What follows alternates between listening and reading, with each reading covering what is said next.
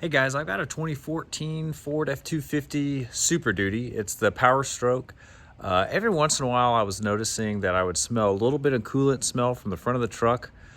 Pretty much had full coolant, no problems there. The smell would kind of come and go. And then I started to notice one day that I was actually leaking coolant from the bottom of the truck. So I started looking around, and I want to show you guys what I found here. Okay, so what I found here, I didn't see any coolant leaks. The cap was full. I'd always stay like at cold or sometimes lower. But again, I started seeing the coolant leak on the passenger side of the truck. I started looking around and I started seeing things like this. So you'll see some of these like witness marks here. You've got some coolant that's starting to come out. You can see it underneath here. Okay. You can see where coolant has come out, where at these junctions. Same thing, not so much here, but primarily back here is where my main leak was. So where this coolant line comes in back here, right down there, you'll see. It would be wet after I drive, and now it's kind of dried up. You can't really see it, but it was leaking from right here, this little fixture right here. So I took that clip off, put it back on. It really didn't help anything. So I ended up having to get a new part for it.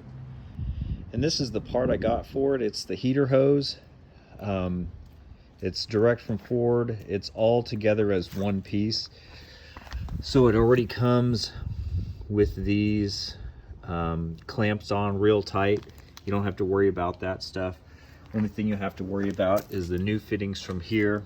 When I talked to the Ford dealer, they didn't have any of these like constant tension clamps anymore, and I wanted to make sure I used something new. I didn't want to use these same old ones because obviously some of them, like especially here, right there, were not working well. So they gave me some of these worm clamps. I'm going to try these out. I'm going to replace this and see how it goes.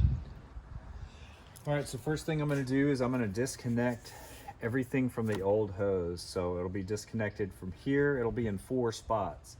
Here and over there, I'll move those over. I got a little cup here just to put any fluid in. And I don't want to lose any on the driveway. I can put the fluid in, and then I can reuse the fluid back in there because it's still good. So just squeeze this clamp, this constant tension clamp. And then be careful, these plastic nipples here can sometimes get brittle, so just be real careful when you're taking this stuff off.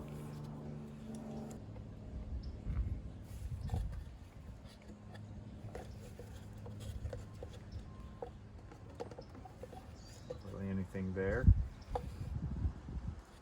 Let's move on to the next one. Maybe hard to see, but right here it kind of goes into this piece of plastic. You can use a screwdriver or whatever you want. Pop this out with. Oh, that one popped. But the good news is the new one comes with one, so.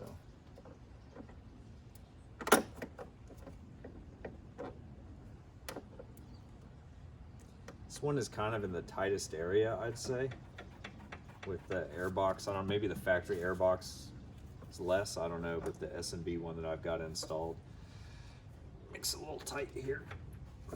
Not a problem though.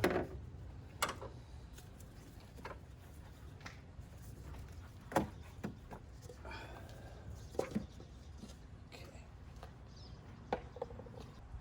What I'm gonna do,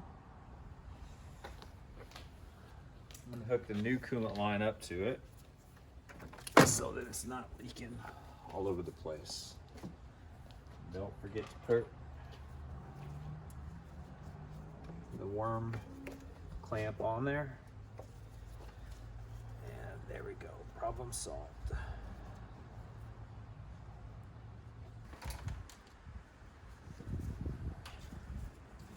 Now there's, this one looks like it goes to the EGR. Pull that off too.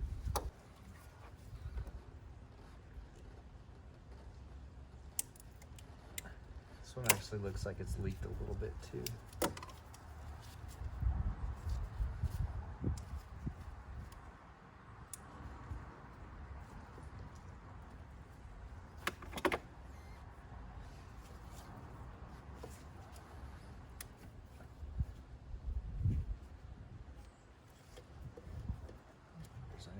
That's good. Clean up at least. And the last one is gonna be the one that's leaking right back here in the back. Let me see if I can get a better shot at it for you guys. Okay, it's this fixture right here.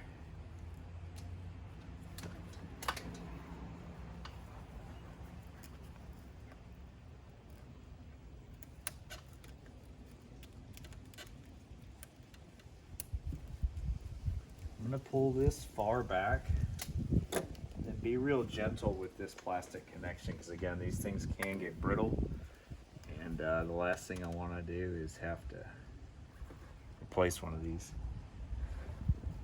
little plastic fixtures that they got back here. Okay, so we got everything off now. Let's pull this out of here.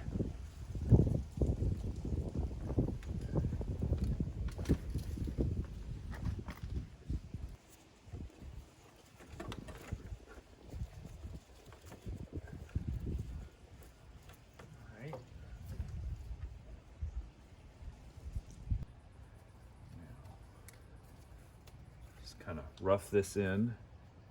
It's kind of already wanting to go there, so that's good. So I'm going to start on this side, and I'm going to remember to put the worm clamp on first. So get my worm clamp on. I'm going to do it so it's easy for me in the future if I need to take it off again, with the screw facing up. So being real gentle, put that on there. They've actually got some white markings on here of where to put the clamp.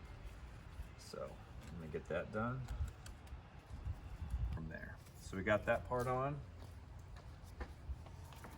Next, I already connected this earlier, but this is where we're gonna put this. What I'm gonna do here is I'm gonna get rid of the old, where it was leaking before, the old witness marks. So I don't think there's any new leaking going on if there's not. So we've got that in.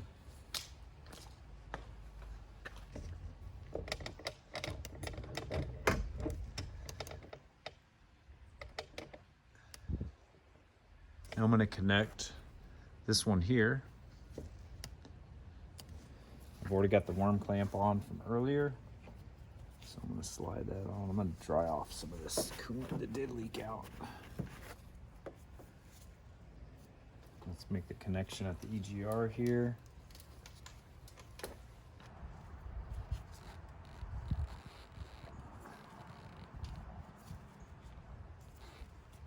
I'm just going to push that back so I got plenty of room.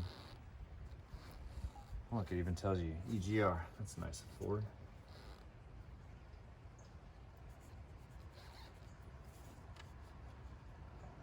And there's like a little stop here. So that's where you stop, and look what I did. Exactly what I didn't want to do. Leave the worm clamp off.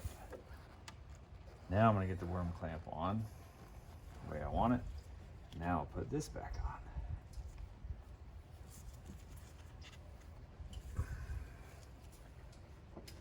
And we'll go to that stop again. Tighten this down.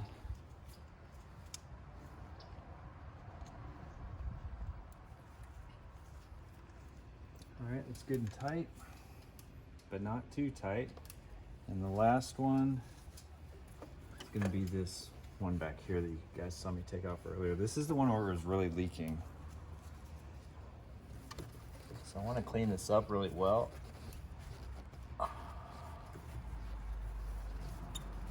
And make sure I can tell if it is or is not leaking again once I get it up to temperature and pressure.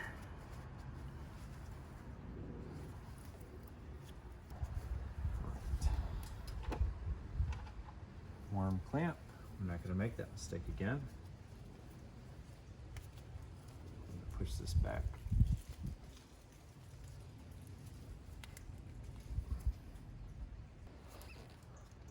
Remember, this one is this one was metal. This one is plastic. So I'm going to try to be a little gentle with it if I can, because I don't feel like doing any more than I'm already doing today for this truck.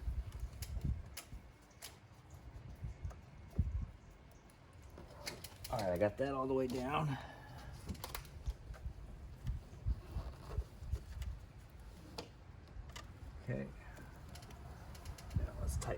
clamp.